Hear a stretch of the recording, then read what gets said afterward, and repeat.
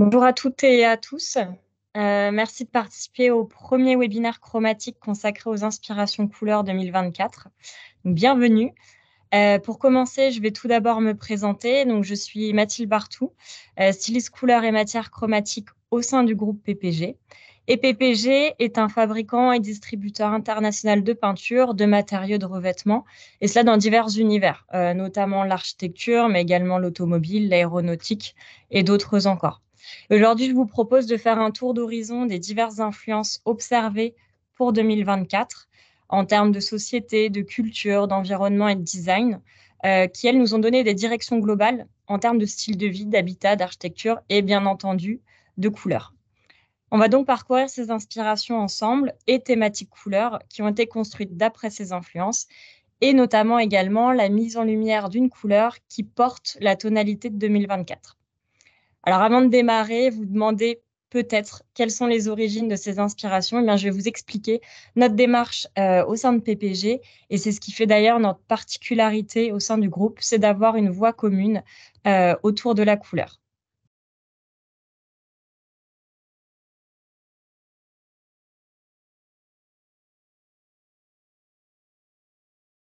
Alors, nous avons une démarche couleur qui est vraiment globale à notre groupe, c'est-à-dire qu'une fois par an, les experts couleurs PPG se retrouvent lors d'un workshop qui est dédié à l'analyse des tendances de société et à leurs influences en matière de couleur. On est présent dans de nombreuses régions du monde et dans diverses industries. Donc, comme je vous l'indiquais, l'automobile, l'architecture, l'aéronautique. Et donc, tous récoltons des influences qui sont locales et on partage ces observations pour nous donner des idées à parler de couleurs. C'est ce qui participe vraiment à la richesse de PPG car on profite d'un regard global en tenant compte de facteurs qui sont mondiaux et régionaux afin de construire des thématiques autour de la couleur pour vous partager notre vision commune de la couleur et vous donner bien sûr matière à inspiration. Donc à propos de 2024. Eh bien pour 2024, notre directive globale s'intitule Sans limite. Nous avons souhaité du coup donner cet intitulé pour donner une évolution vraiment du monde, une vision de manière positive, optimiste, expansive et qu'on a envie, nous, vraiment très créative. En effet, on a constaté que les effets de la période pandémique, même si elles étaient derrière nous, continuent d'avoir une influence pour 2024. Eh bien, cette période, elle a changé des choses de façon assez fondamentale et de façon collective, parce qu'elle a vraiment accentué l'idée d'explorer son propre bien-être mental et émotionnel et de façon beaucoup plus durable.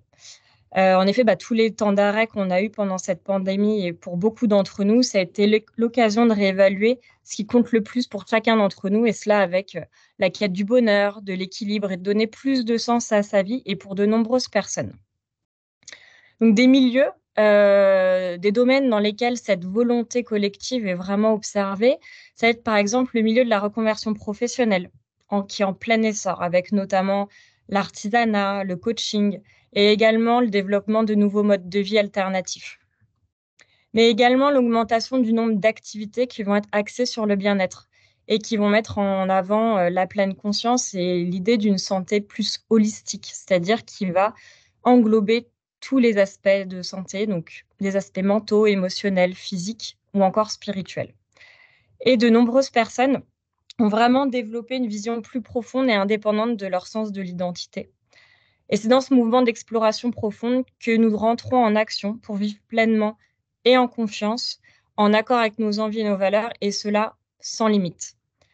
C'est la raison pour laquelle nous avons choisi ce terme sans limite pour notre thématique globale pour 2024, car nous entrons dans une ère de créativité, de changement et de mise en mouvement, et à tous les niveaux de notre vie.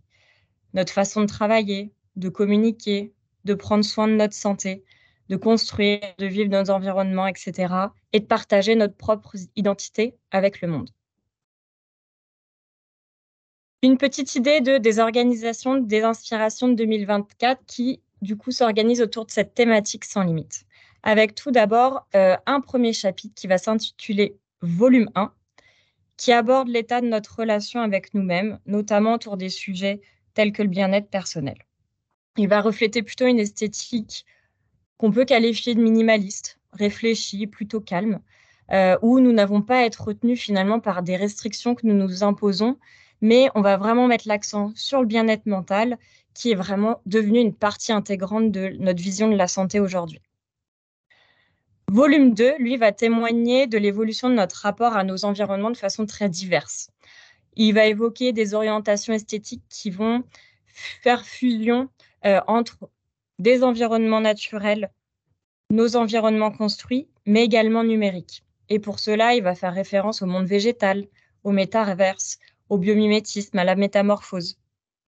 Les technologies, elles vont nous pousser vers de nouveaux territoires où tous ces mondes, finalement, se fondent les uns dans les autres.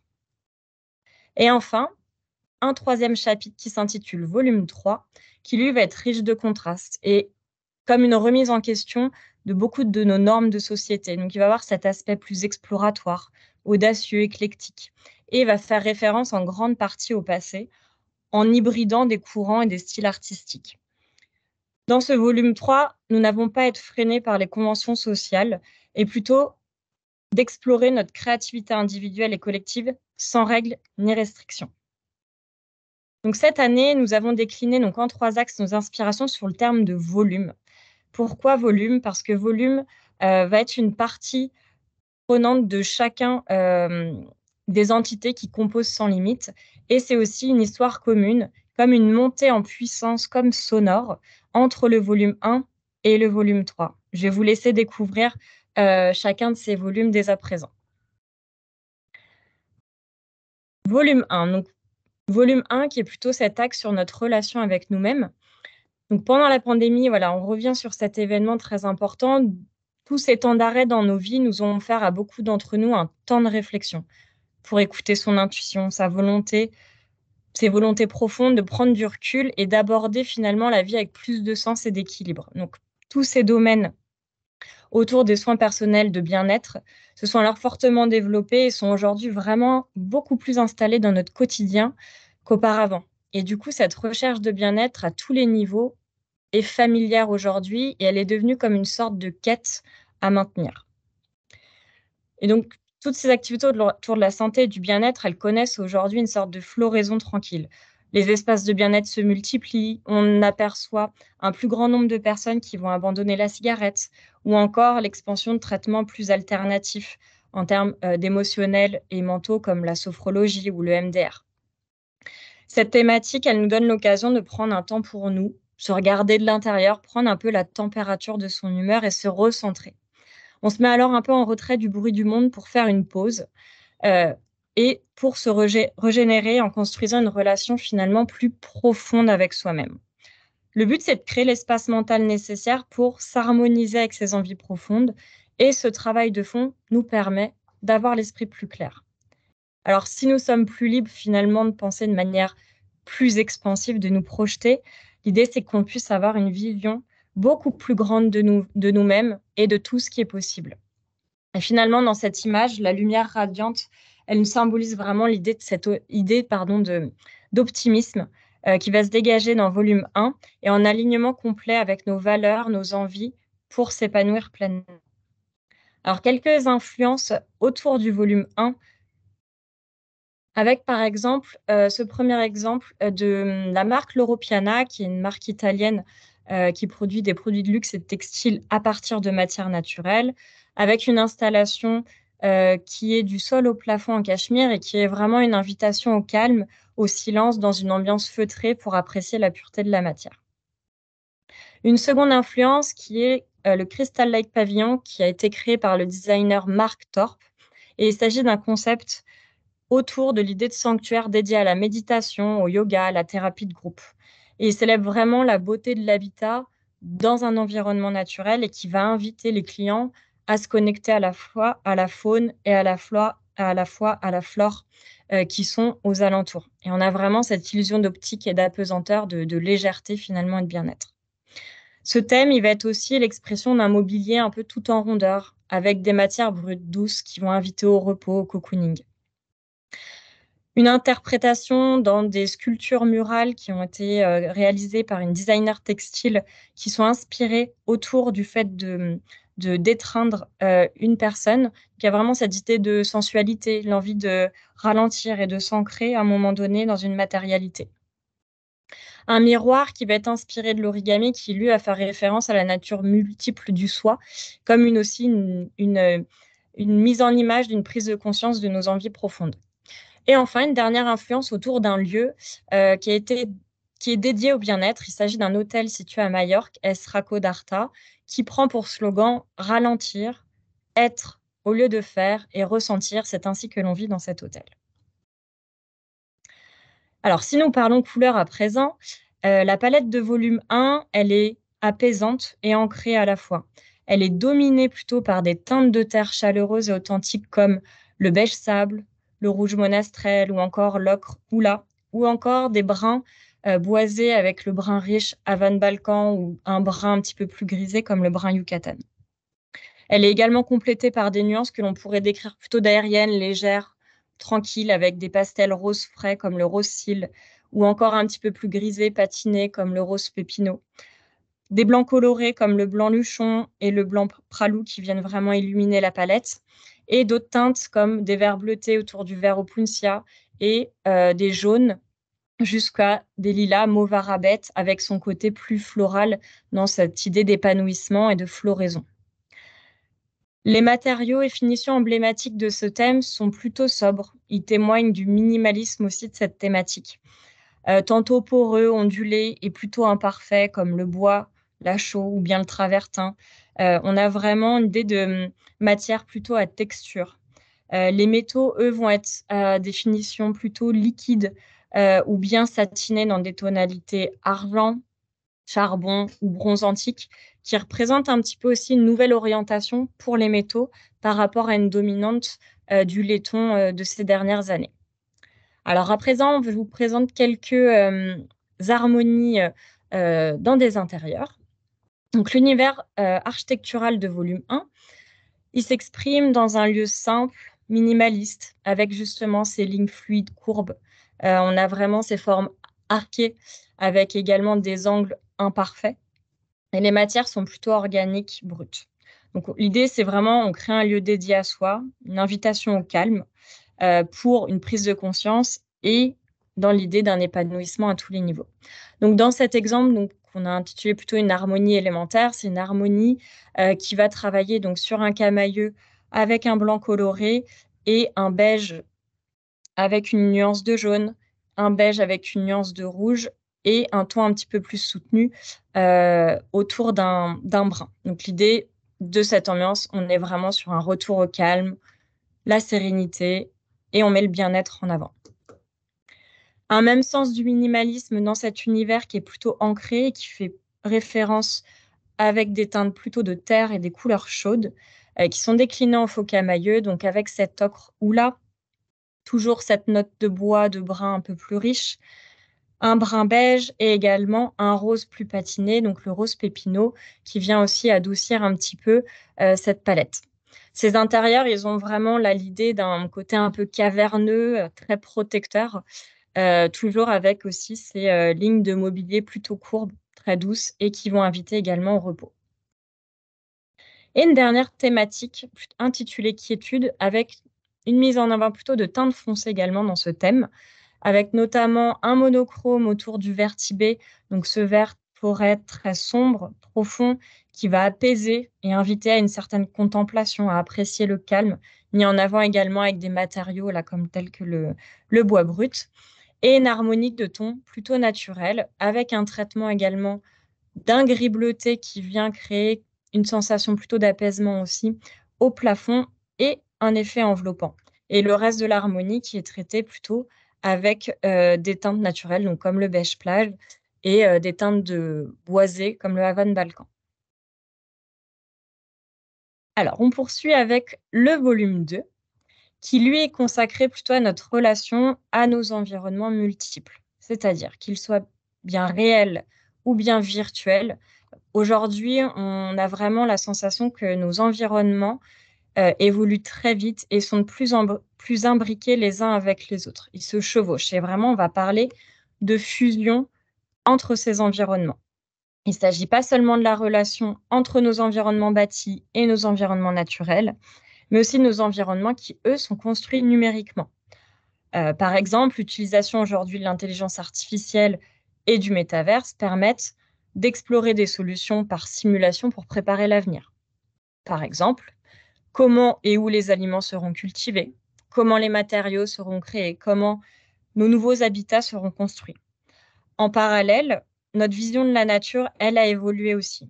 Son besoin s'est fait ressentir de façon beaucoup plus intense pendant la pandémie, vraiment vitale. On se nourrit de son abondance, de sa fertilité par une immersion dans le monde organique, qui est vraiment devenu un besoin important pour la plupart d'entre nous et de plus en plus fort. D'ailleurs, il n'a jamais été aussi évident que nous devons la préserver absolument et on observe cette augmentation, bien sûr, de l'éco-conscience de façon générale. La nature, c'est toujours une source d'inspiration très puissante à laquelle se mêlent de façon fantasque nos technologies entre biomimétisme et innovation pour demain. Alors ce thème volume 2, il va évoquer une certaine forme de fantaisie un peu surnaturelle, à la limite de l'étrange dans ce mélange d'univers et de nos environnements. Quelques influences également sur ce volume 2, avec un premier exemple de ce refuge zen, qui est un hôtel situé dans le paysage alpin d'Italie. Alors, on est vraiment sur un jeu étonnant et assez futuriste finalement dans ce paysage naturel, comme si l'architecture du village de montagne se reflétait dans l'eau. Un second exemple, donc plutôt dans le secteur de la mode, avec une designer espagnole qui utilise, hem, à partir de cultures de graines ou de germes de végétaux, son interprétation dans des vêtements complètement expérimentaux, qui cette fois-ci a été fait en partenariat avec la marque Loewe pour la collection 2023 et qui a créé ces manches complètement végétalisées. Cet autre exemple qui est, une création d'une expérience de réalité virtuelle sous-marine, par le MIT Media Lab. L'idée, c'est de favoriser la relaxation et celle-ci est d'ailleurs mesurée par l'activité cérébrale et l'activité cutanée, où on peut également, hem, apprécier le niveau de stress, notamment par ce biais. Un autre exemple ici qui est Mood Blossom, qui est un projet qui a été initié par le laboratoire d'innovation Space 10 avec également Osk Studio, qui est un projet qui est alimenté en fait par une intelligence artificielle et qui fait suite à une série de questions-réponses à un individu et qui va générer un avatar de fleurs personnalisé qui représente le sentiment de bien-être de l'utilisateur. Donc là, on a vraiment cette fusion entre, une intelligence artificielle et en même temps des connexions à nos environnements naturels et notre bien-être. Cet exemple ici, donc la maison Choosy qui a été créée par un architecte, Vinu Daniel, donc qui est situé en Inde, qui est construite à l'aide de matériaux locaux récupérés et mis au rebut, donc notamment, des bouteilles de verre, du bois récupéré et on peut observer ici, par exemple, des poutres qui ont été réalisées en composite de terre et de bouteilles en plastique. Ici, nous avons une image également produite par une intelligence artificielle, créée par le studio Midjourney. Donc on est vraiment sur l'influence, de, l'architecte et designer espagnol Gaudí et on retrouve vraiment son univers coloré et biomimétique en imaginant de nouveaux bâtiments. Un dernier exemple autour, de volume 2, il s'agit de la Fondation Luma, qui est un centre d'art et de design donc situé à Arles où le bâtiment a été imaginé à la fois par la mécène Maya Hoffman et l'architecte Frank Gehry, et qui représente une façade torsadée de briques en acier, qui elle est inspirée des paysages des Alpilles. Au pied du bâtiment, on a également une rotonde de verre qui est inspirée de l'amphithéâtre romain d'Arles, et l'UMA en fait est vraiment une architecture qui va imbriquer à la fois cette inspiration du paysage, le patrimoine culturel et également des hautes technologies. Vraiment cette architecture de bâtiment de torsade autour de l'acier est une vraie prouesse et on a aussi dans ce bâtiment, par le reflet des variations de couleurs du ciel, cela donne une apparence finalement en constante évolution des couleurs de sa façade, un petit peu à la limite de l'étrange. Alors si on parle aussi couleurs dans le volume 2, on est vraiment dans cette idée de fusion de nos environnements. Donc elle va être principalement composée de tons naturels, vibrants, nourrissants, où les verts sont vraiment en dominante et qu'on conjugue également avec des tonalités qui vont être, vraiment en rapport avec la terre, notamment avec l'ocre judé, Également avec un côté plus florissant entre le rose sarrasin, voire le violet, et également des jaunes plus ocrés comme le jaune valoris ou bien plus radieux comme le jaune renoir. Avec ceci, on les conjugue aussi avec, des couleurs qui vont être d'une autre intensité, qui vont plutôt évoquer nos mondes numériques, donc du métaverse, de l'intelligence artificielle, avec des couleurs plus saturées, plus froides, comme par exemple le vert cresson qui va être vraiment un vert, plus saturé, plus frais, le bleu soc ou bien encore l'anthracite, gris rhum ou le vert nénuphar aussi qui va être un vert d'eau vraiment très lumineux. Les matériaux de ce thème, ils vont être plutôt autour d'une certaine abondance aussi, vraiment de cette abondance de la nature et du coup l'abondance de détails, de textures et de diverses finitions. Ils mettent en valeur aussi des savoir-faire, donc comme tels que les lacs, les marbres et finalement tous ces matériaux vont être amplificateurs, de l'intensité des couleurs. Donc tel qu'on peut le voir ici dans des résines ou dans des marbres où les nervures vont être, vraiment accentuées par la coloration des matériaux. En termes d'harmonie, donc une première harmonie inspirée d'un clair-obscur, une harmonie en camaïeu avec notamment donc le travail de neutres colorés. Une première autour du blanc coloré, du blanc cassé et du beige bongo, donc qui va vraiment être traité en mur et plafond avec des touches de mobilier qu'on peut imaginer donc dans ce vert kaki inspiré du vert bembo et c'est vrai que ce lieu, est accentué, dans son côté naturel par ces lignes incurvées qui passent du mur au plafond, qui sont vraiment inspirées du vivant. Une seconde ambiance avec cet esprit sous-bois, en traitement, voilà, de ce côté beaucoup plus foncé, plus obscur, avec le gris rhum en dominante et des tons boisés et végétaux avec le vert bembo également. Une ambiance plus abondante avec une palette plus luxuriante et ancrée dans ces 2 ambiances. Une harmonie en bicolore avec 2 blocs couleurs au départ, donc le vert Jura traité en mur plafond et avec, au sol et un retour sur la vasque, on peut imaginer donc un matériau unique, en terre cuite comme inspiré de l'ocre judée. Donc on a presque l'idée d'un travail de complémentaire entre ces 2 couleurs et plutôt rabattu. Ce qui fait que quand les 2 se rencontrent, on a vraiment une vibration qui va se créer, dans cet espace. Et une seconde ambiance plutôt ancrée, authentique. On est vraiment sur un mélange de teintes terreuses entre le vert taoma, le jaune valoris et l'ocre judée, qui sont travaillées plutôt sur les mêmes hauteurs de ton et elles vont vraiment accentuer la sensation d'enveloppement. Et 2 dernières ambiances, donc qui est vraiment autour de cette idée de fusion de nos univers naturels et virtuels, avec ce petit côté fantasque.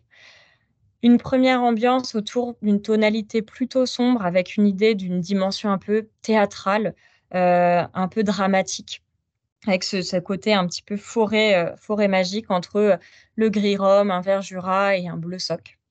Et également une autre ambiance avec un traitement aussi en bloc couleur, donc avec le jaune valoris, mur et plafond et qu'on vient illuminer et contraster avec une couleur froide plus digitalisée comme le bleu soc. À présent, je vous invite à passer à notre dernier volume, donc volume 3, qui elle est plutôt du coup, une expression de l'évolution de nos rapports aux autres et à notre identité. Donc c'est vrai que nous sommes dans une période où on observe une plus grande inclusion dans notre société. Des ethnies, des âges, des sexes, des handicaps, une poussée vers une plus grande égalité. Finalement, ceux qui n'avaient pas auparavant la possibilité de se faire entendre, de faire entendre leur voix, ont maintenant beaucoup plus l'opportunité et des plateformes également pour se faire entendre.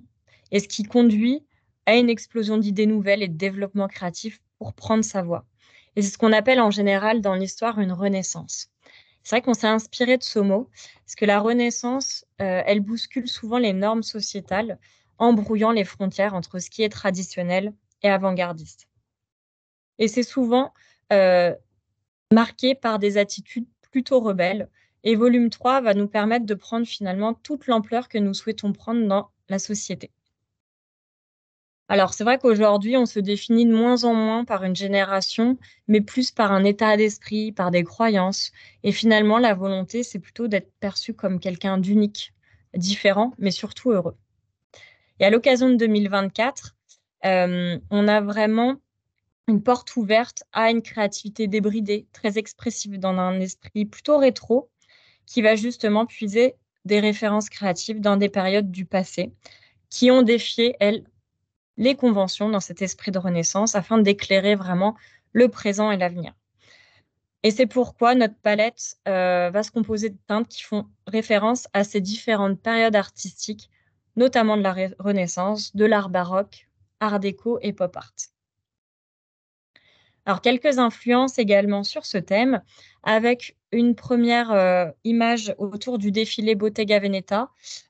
Donc, ce qui nous intéresse ici, c'est notamment le décor qui a été créé par l'architecte italien Gaetano Pecce, avec ses 400 chaises euh, uniques. Chacune d'entre elles sont vraiment des produits originaux dans lesquels il veut célébrer en fait un hommage à la diversité, une célébration de l'originalité et l'identité de chacun. Donc c'est vraiment la volonté de l'architecte dans ce décor, avec ce côté très coloré de ces chaises donc, qui sont à partir de résine et de toile de coton.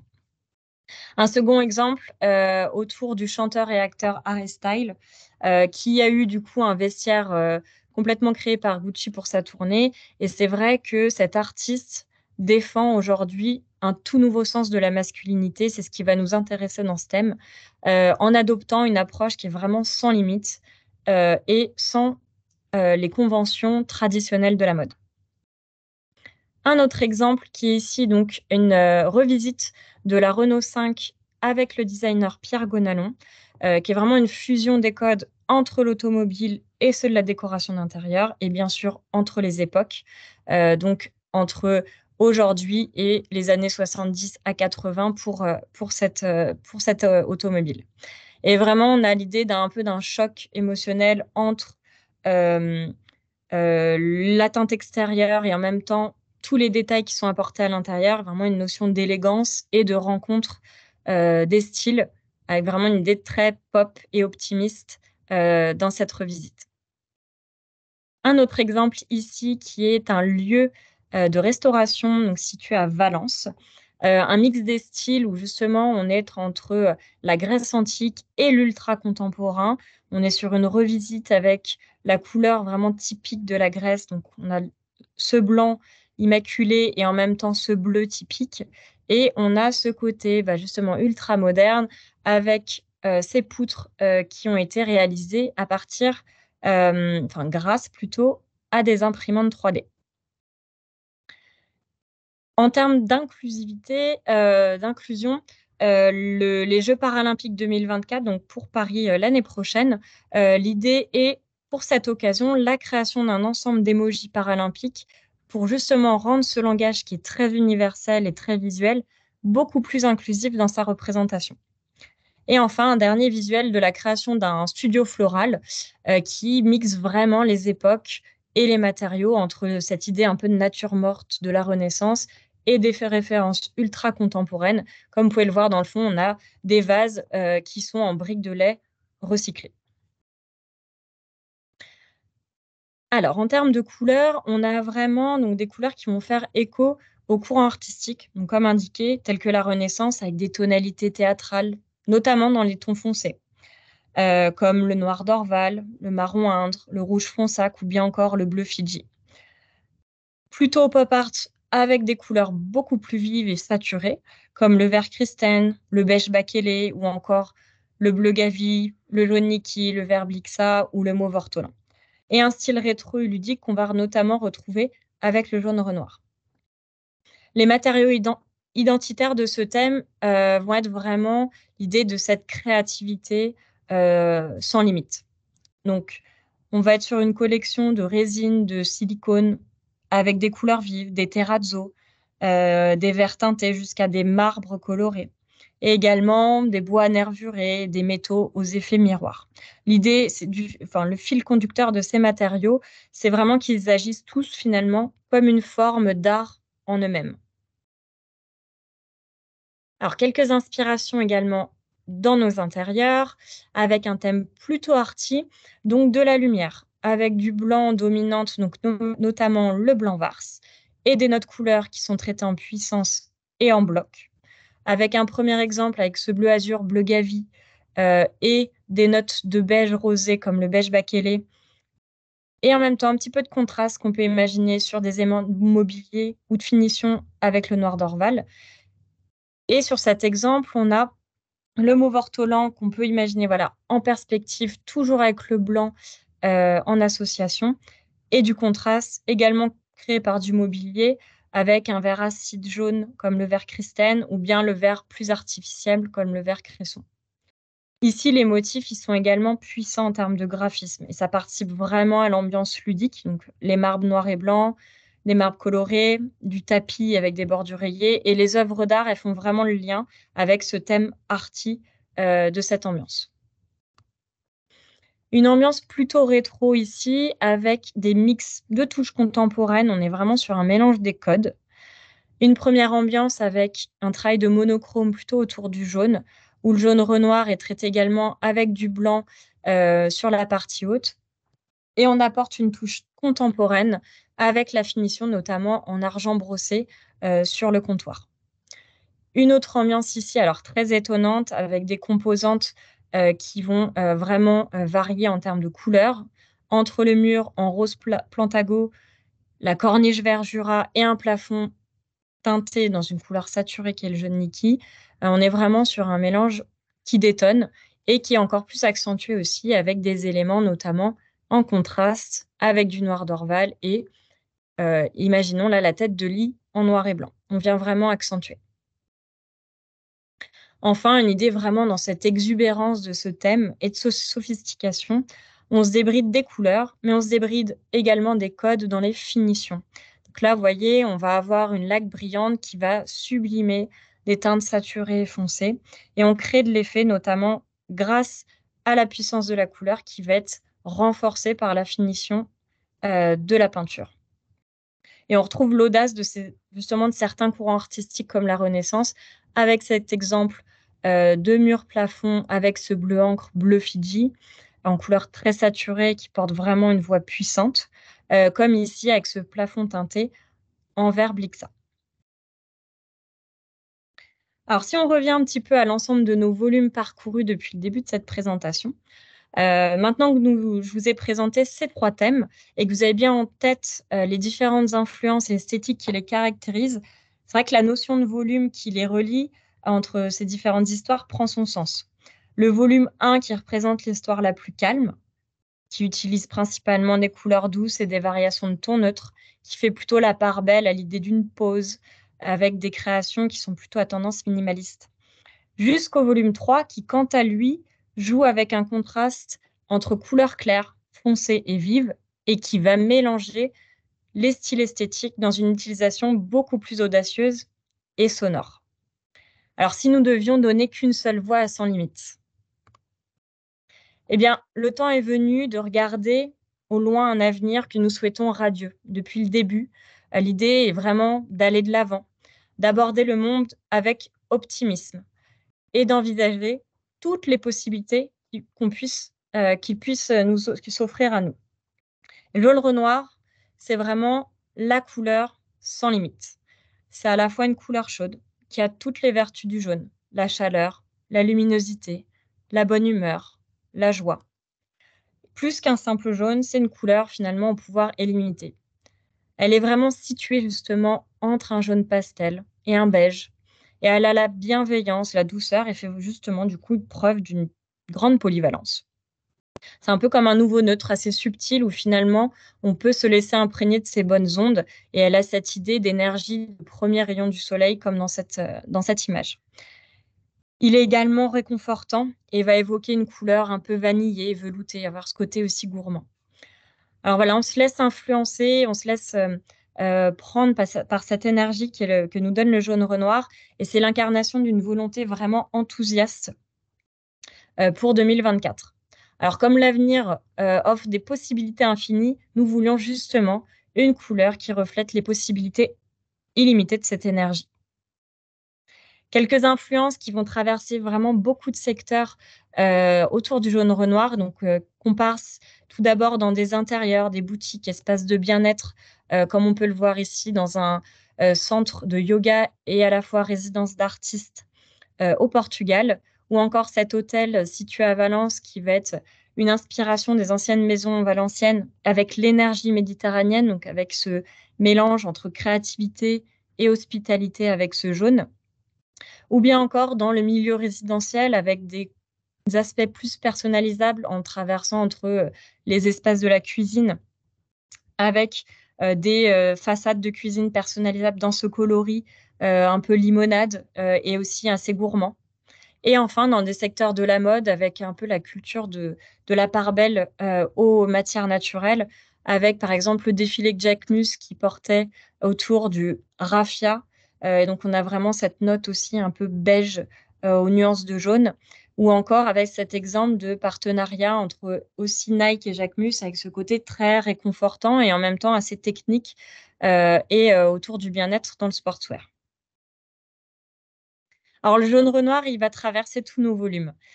Tout d'abord dans volume 1, le jaune renoir, il va apporter cette énergie réconfortante, cet effet enveloppant et on peut l'associer avec des teintes douces comme ici, vous pouvez voir donc le brun Yucatan, le blanc coloré, blanc pralou, ou encore le beige plage.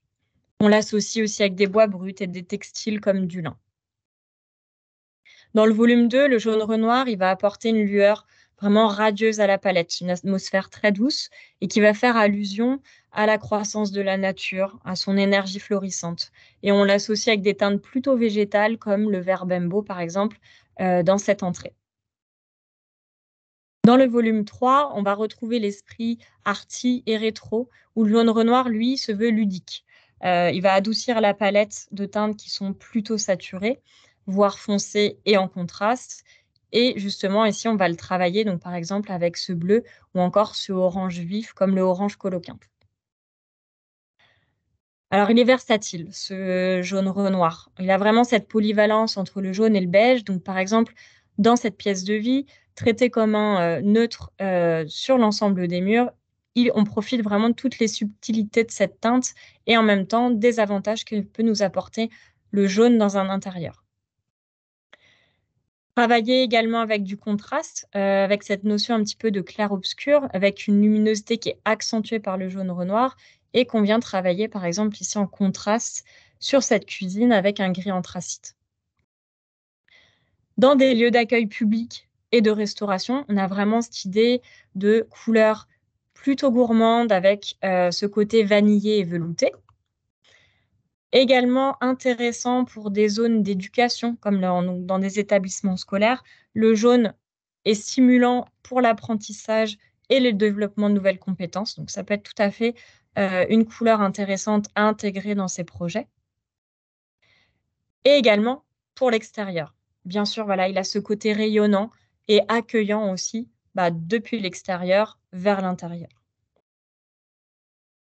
Alors, je termine cette présentation en vous donnant un aperçu global de la palette pour 2024 avec donc 45 couleurs au total, où les tons chauds et les froids sont presque équilibrés, mais finalement, ce sont plutôt les tons chauds qui dominent et ce qui correspond finalement très bien à la notion d'augmentation de volume que nous avons voulu mettre en avant dans ces inspirations, puisque l'idée pour 2024, c'est d'aller de l'avant avec de plus en plus d'énergie et comme vous l'avez bien compris, donc sans limite, au fur et à mesure de chacune de nos thématiques.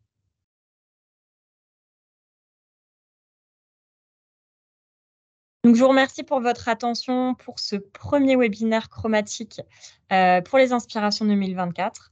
J'espère que ce contenu vous aura vraiment inspiré pour vos projets futurs et vous pouvez retrouver le contenu des inspirations, dans nos articles dédiés sur le site chromaticstore.com et également sur l'ensemble de nos réseaux sociaux, donc Facebook, Instagram, Pinterest et également LinkedIn.